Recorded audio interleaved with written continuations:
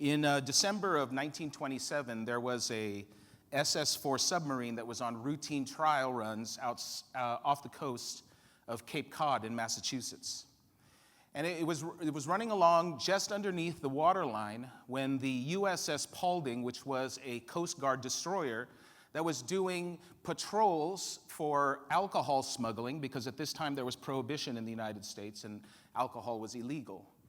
But the USS Paulding ran over that SS-4, ripped its hull open, and the ship sank to the bottom of the ocean. Well, the waters were flooding in, and chlorine gas and water ended up killing most of the 40 members of the crew. But there were 6 men who were able to seal themselves into an airtight section of the submarine. And they were able to keep themselves alive for a while. The Navy would go out, and they actually sent an entire armada of ships to where that SS-4 went down on a rescue mission to try to rescue whoever they were able to find. And those 6 men who were there, they tried desperately to preserve their oxygen and to stay alive until a rescue could be attempted. But tragically, their oxygen ran out. They had sent divers down to go and to see if there was anyone left alive. And one diver had put his ear to the side of the submarine's hull. And he could hear clanging. Clink, clink, clink. Someone was taking something heavy, maybe a hammer or a pipe, and hitting it against the side of the submarine's wall. And so they knew that there were sailors inside who were still alive. And he realized that those sailors were pounding out a message in Morse code. And the question he heard was this: is there any hope? Is there any hope? And isn't that the question that all of us at some time in our lives have asked? That we've been in a situation where we ask ourselves, is there any hope? Isn't this the question that we ask about our future, our children's future, when we look at the landscape of what the future might look like? In fact, all throughout history, this is the question that people have asked over and over again. Is there any hope? Well, we're in a series here that we've called I Am. And I Am and is the response that God gave when he was asked how he should be identified. How should people refer to him? When people say, "Who are you?" God said, "Tell them that it is I Am that sent you." And so last week, Pastor Paulo was here and he talked to us about how important names are. In fact, I love that because I also one day want to be referred to as gorgeous. And if you didn't find that funny, then I encourage you to go onto our YouTube page and listen to last week's message, because it's really going to set up what we're going to talk about today. And he told us that God, he said that my name is I Am, and in fact that I Am is actually I will be. And that's such a powerful statement, that God is not just I Am, but God is I will be. Because when we look at our lives and we say, I am having money problems, I don't know how I'm going to pay this bill, God says, I will be your provider. When we're sick and the doctors say they don't know what they can do, God says, I will be your healer. And when we're facing something that we just don't know how we're going to get through, we don't know how we're going to make it to the next day, God says, I will be your victory. So, absolutely, God will be our victory. So we are going to look at another name that God uses. Today we're going to look at Emmanuel, God with us. Now, we usually associate Emmanuel, God with us, with Christmas, with the birth of Jesus. Actually, the term, that phrase, was first written 400 years before Jesus was ever born. The prophet Isaiah wrote about a child that would be born, and he would be Emmanuel, God with us. We find it again 400 years later in Matthew's account of the birth of Jesus, where he actually quotes Isaiah and says that this is the child, Emmanuel, God with us. And for you and me, especially this time of the year, we're coming up on it. I can just feel Christmas. We're going to see it everywhere. We're going to read it everywhere. We're going to sing it everywhere. Emmanuel, God with us. But do you realize that in every one of those groups, the term Emmanuel, God with us, meant something slightly different? So today, that's what we're going to look at. We're going to look at what Emmanuel, God with us, meant to Isaiah and the people who lived in his time. We're going to look at what Emmanuel, God with us, meant to Matthew and the people who were living in his time. And then we're going to look at what Emmanuel, God with us, means to you and me today. So, what did Emmanuel, God with us, mean to Isaiah? We're going to be reading from Isaiah chapter 7. And you can follow along with me. This is what it says. It says, all right then, the Lord himself will give you the sign. Look, the virgin will conceive a child. She will give birth to a son and will call him Emmanuel, which means God is with us. Now, when Isaiah wrote this, there was in this a near and far fulfillment of a prophecy. A near and far fulfillment. How many of you have ever watched Sesame Street? How many of you remember Grover? All right. How many of you remember when Grover was teaching people the difference between near and far?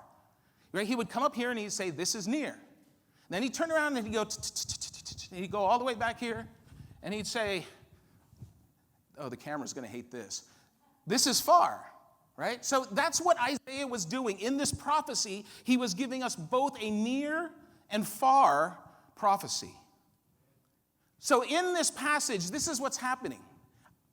Isaiah is talking to Ahaz, who is the king of Judah.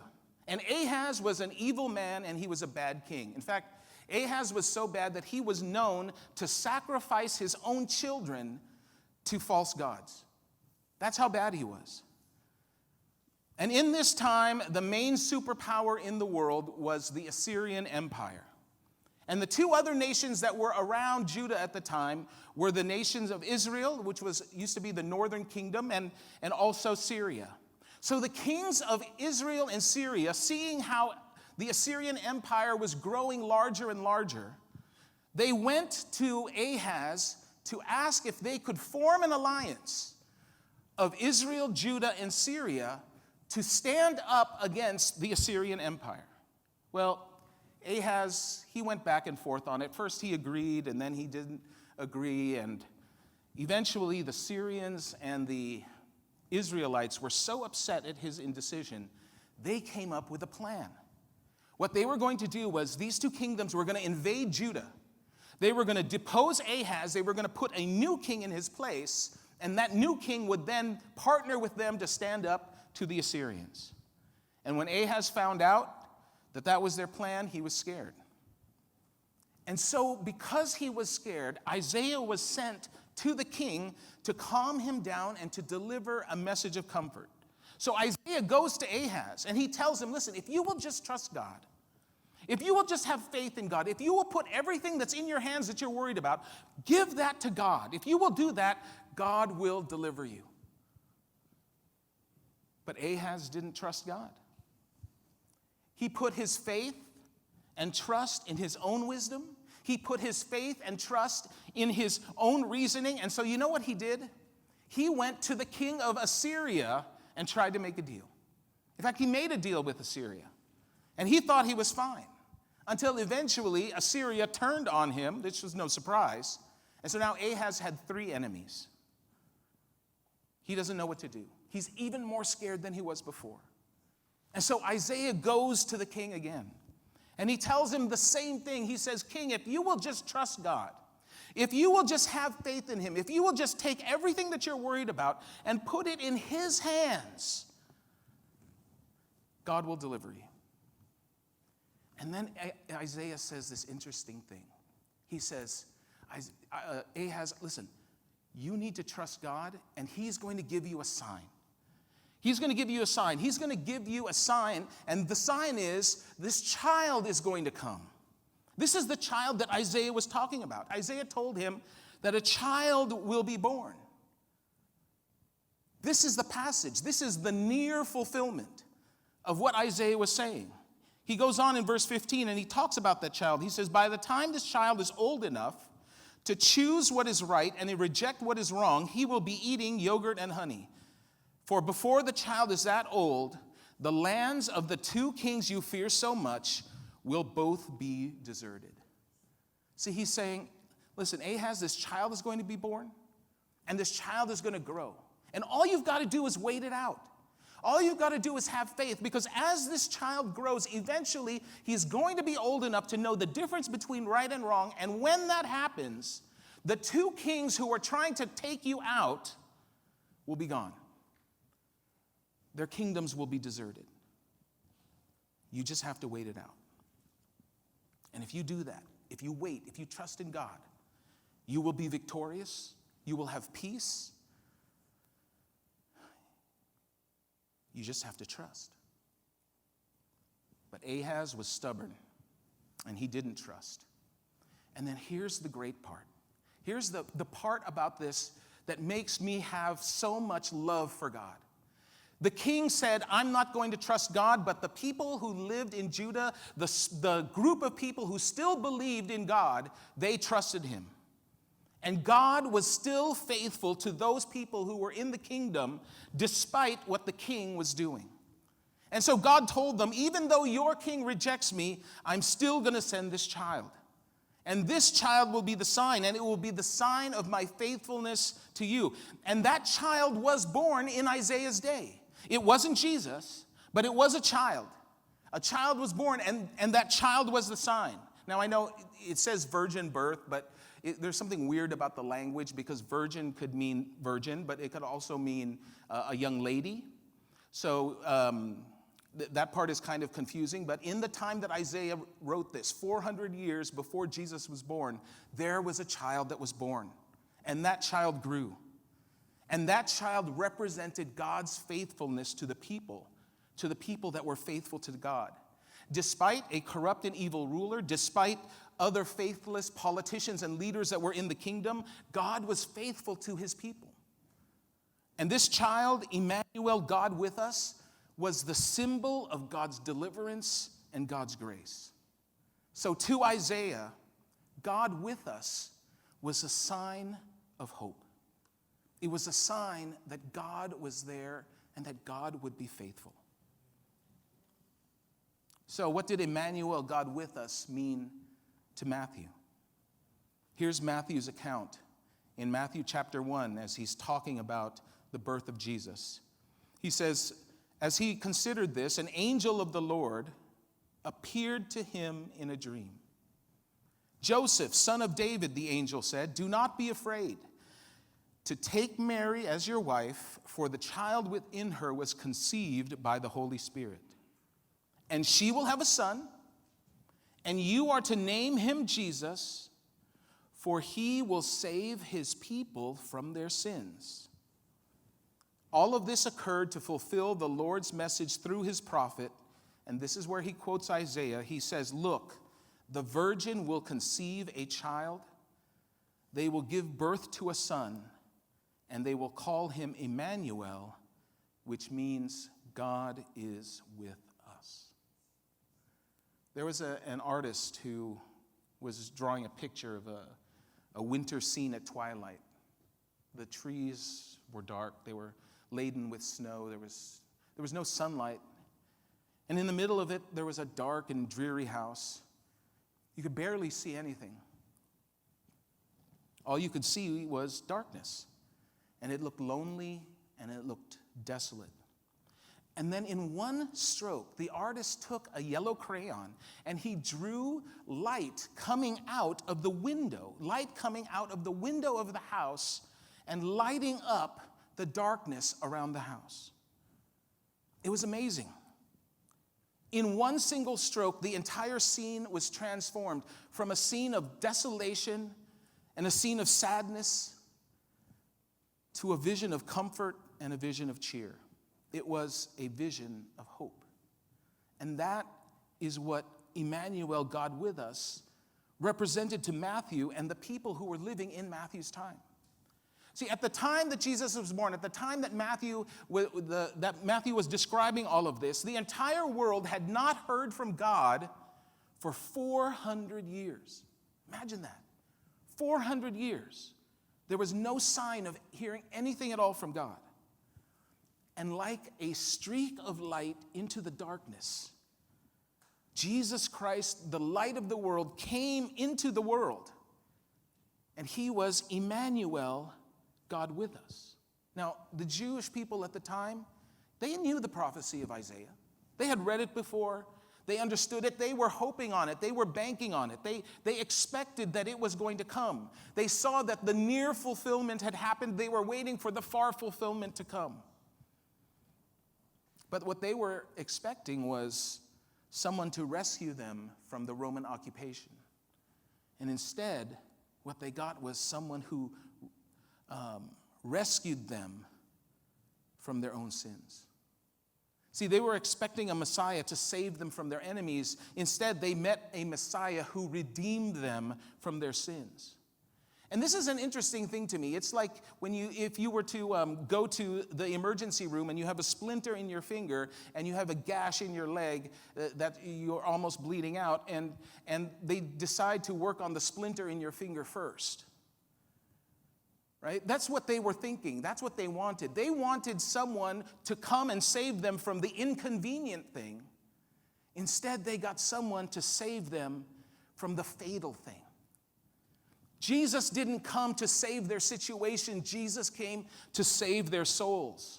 And this is what it meant to them, because when our sins made it impossible for us to go to God, God became one of us, and then he came to us. Jesus was God's grace in motion. And so to Matthew, God with us was a sign of grace. It was a sign of the good news. It was the sign of the gospel. So that's what Emmanuel, God with us, meant to Isaiah. And that's what it meant to Matthew. But the question for us, that's really interesting information to have, but the question for us who are sitting here today, the question for us who are watching online right now, the question is this: what does Emmanuel, God with us, mean to us? What does it mean to you and me? Now, the interesting thing that I believe is not a coincidence, I believe that this thing was planned, is that when you look at that word with, in the original language that it was written, it's very specific. But you and I living here today, when we read the word with, it has different meanings, right? Because there are there's a lot of different ways, but there are three main ways that we use the word with. The first one is when we say, he went with them, or she went to their house. It means that they're together. They're with each other. And so today, Emmanuel, God with us, means God is near us. That in those moments, as Debbie told us earlier, when we're by ourselves, we're not alone. That Jesus is always there. This is how Matthew would write it. And these verses aren't going to be on the screen because I want you to listen to these words. This is Jesus talking, and he says, as he's making his final instructions to the people, he says this. And this is him talking to you and me. He says, therefore, go and make disciples of all the nations, baptizing them in the name of the Father and the Son and the Holy Spirit. Teach these new disciples to obey all the commands I have given you. And this is how he wraps it up. Listen to this. He says, and be sure of this, and be certain of this. Do not doubt this. Remember this. This is the one thing that you can rest everything on. This is what he says. And be sure of this. I am with you always, even to the end of the age. I am with you always, even until the end of the age. The second way that we use the word with is we use it as how we describe a tool. Like, I am going to cut this super burrito open with a knife. Right? It's a tool that we use. So when we say Emmanuel, God with us, we're also saying that God works through us. That we are not just here to sit down to learn about God, to try to get ourselves closer to God, but God has a purpose and a plan for us. That there are people who are in our lives who we have no idea are watching us to see how we respond, to see how we react, to watch the life that we live. And the way that we live our lives has the potential to change somebody else's life. Listen to what he writes. And this is still Jesus talking. He says, just believe that I am in the Father and the Father is in me. Or at least, if you can't believe that, believe it because of the work you have seen me do. And then listen to what he says. He says, I tell you the truth, anyone who believes in me will do the same works I have done. You read the 4 Gospels, and you look at the amazing things that Jesus did. Healed the sick, restored the blind, fed the 5,000. He says, listen, anyone who believes in me, is there anybody in here who believes in him? Anyone who believes in me will do the same works I have done. And then he says, and even greater works. And even greater works. Because I am going to be with the Father. God works through us. The third way that we use the word with is when we say that, are you on my side? Right? And it's not as simple as, who are you with? Are you for the Niners or are you for the Raiders? It's not that simple. It's more of a, hey, we've got this enemy, or I have this enemy, and I'm trying to defeat this enemy, and I need to know, are you with me? Are you on my side? Are you going to help me? Are you going to be somebody that I can count on? Are you going to be somebody that when the chips are down, when I think I'm going to be defeated, that you are going to be there? See, Emmanuel, God with us, means that God is for us. And some of you don't think that. For years, I didn't think that. When I was growing up, do you know what I thought of God? I thought that God was sitting on a really, really pretty chair with lots of gold and rubies up in heaven far, far away, and his magic finger was just waiting for me to make a mistake, and as soon as I did, zap. That's what I thought God was. I didn't think God was for me. I thought God was a traffic cop just waiting for me to break the rules. And then I met him, and I heard from him. And I came to know him. And I understand that God is for me and he is for you. This is what the Apostle Paul would write, and I love this first part. Listen to what he says. This is in Romans chapter 8, verse 29, and he says, for God knew his people in advance. Now, some of you need to hear this today, because some of you think that there are things that you've done in your life that disqualify you from ever getting close to God. There's some of you here who think that what you're doing right now in your life, you need time to get it straightened out. You need time to get yourself cleaned up. And once you do, then you can get close to God. But listen to what he writes. He says, for God knew his people in advance. He knew all of the things that you've done to mess up your life. He knew all of the things that you would do to make things worse for yourself and your family and your friends. He knew all of the mistakes that you would make. All the mistakes you're making right now. He knew his people in advance, and still, it says, and he chose them, he chose you to become like his son, so that his son would be the firstborn among many brothers and sisters. And I'm going to paraphrase this next section because I want you to listen. And having chosen you, he calls you to come to him.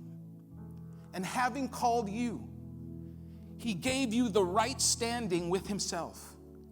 And having given you the right standing, he gave you his glory. And then he says, what shall we say about such wonderful things as these. If God is for us, who can ever be against us?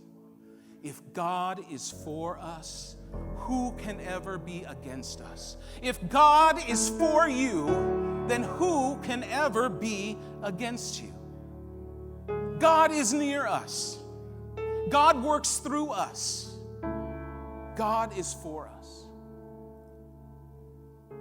And so what I want us to do as we close today, if there's one thing that you remember today, two things. First, I am a super burrito.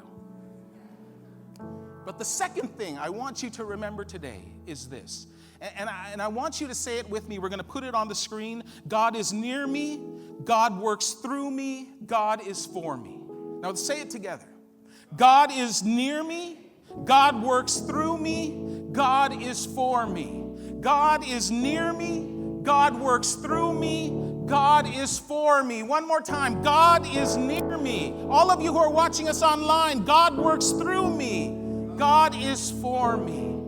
And if God is for you, then who can be against you? What can be against you? Listen, whatever it is that you're facing in your life today, God is for you, it has no chance. God is near you, you'll never be alone. But God works through you. So don't take today's message, don't take the messages that you're going to hear in this series and say, oh, what a wonderful God He is. Take today's message and go out and tell somebody what a wonderful God